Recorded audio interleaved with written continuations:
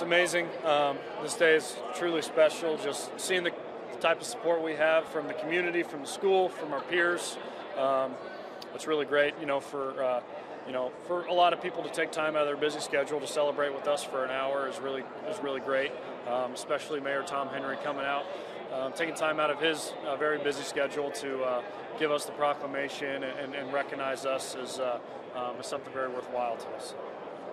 Does it come a certain point where you guys kind of knew during this season, hey, we really can do this again? I mean, Coach really talked about it being even before the first game started, just where you guys kind of thought coming into this year, where you guys thought what you could accomplish. Right. I mean, every season there's question marks, but you got to replace those question marks with exclamation points, and I thought that we did that. We had this year a big question was receiver, and we had a ton of guys step up for us offensively at receiver. We knew if we could fill those missing pieces, we'd have a really good shot, and it's just truly special. We try to take it week by week. It's a 365-day process, like Coach talks about all the time. It's the stuff that a lot of people don't see behind closed doors and the workouts and that sort of thing. But at the end of the day, we knew we had a good shot at it. We had to stay together. We knew we'd face adversity.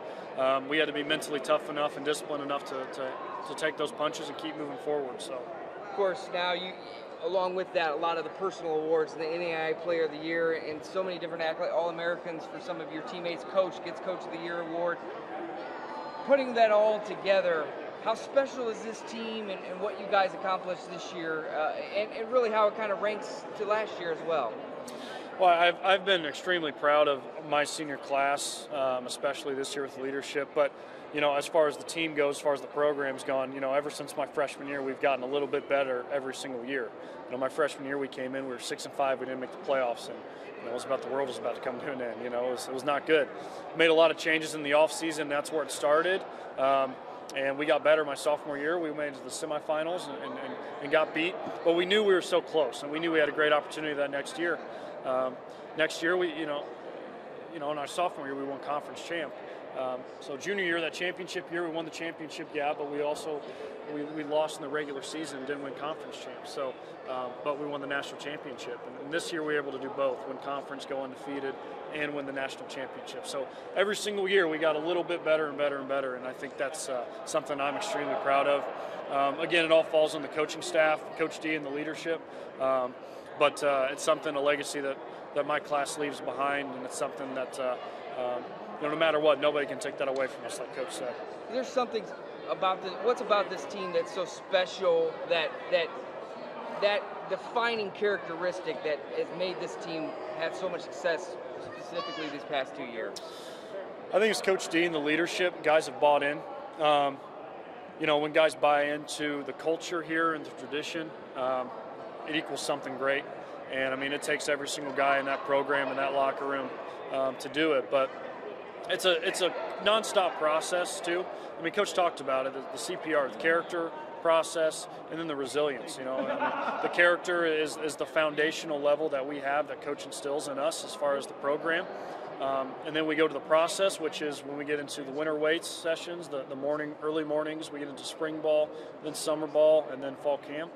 And then the resiliency, you got to take the best punches and keep moving forward no matter what. And we definitely had to do that this year. So it's a culture that he's built here that's truly special. And I think when guys buy into that, this is what the result that you get. So, what's next for you now?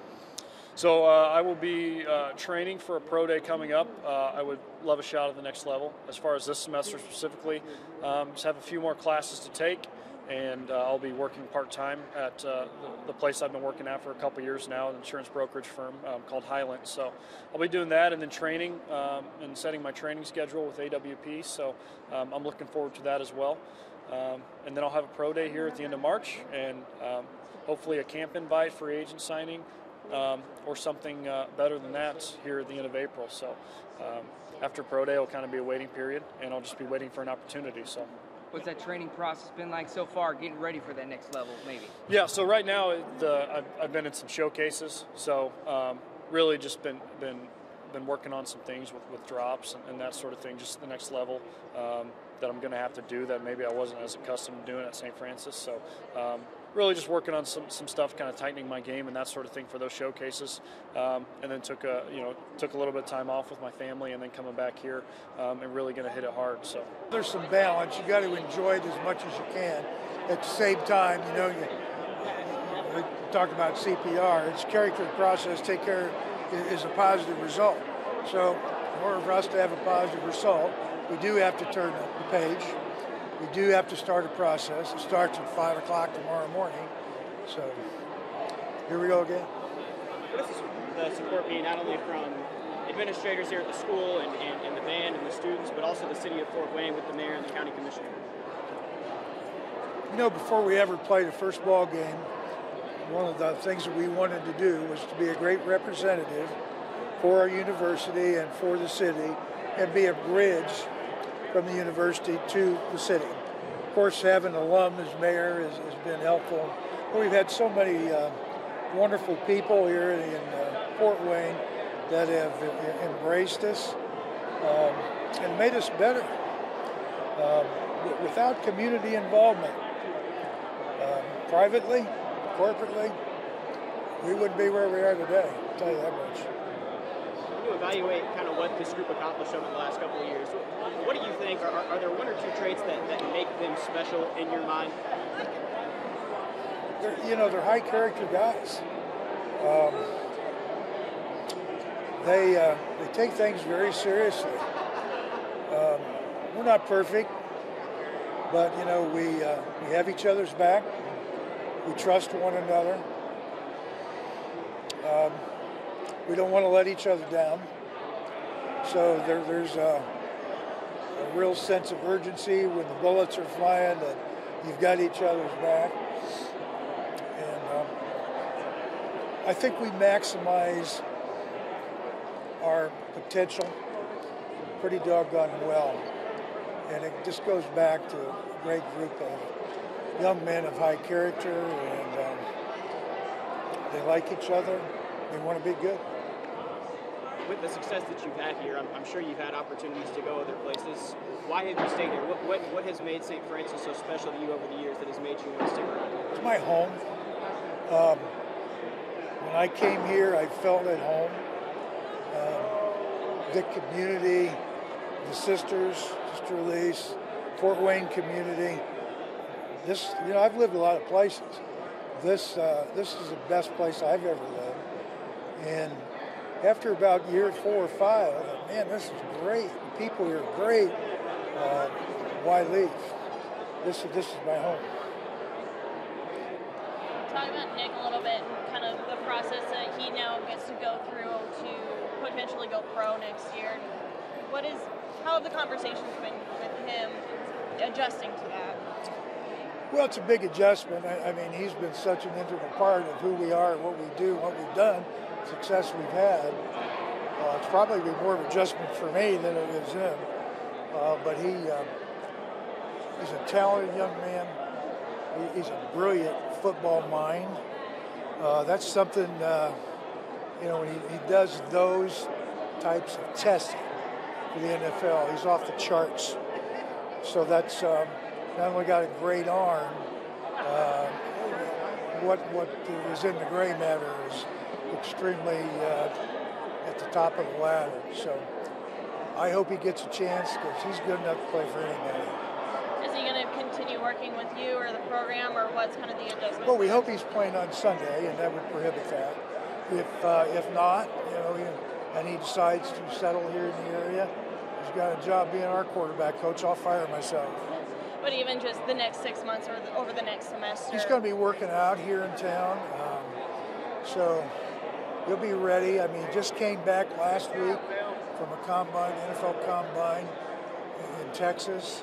I got invited to play an all-star game. His agent thought it was best that he didn't.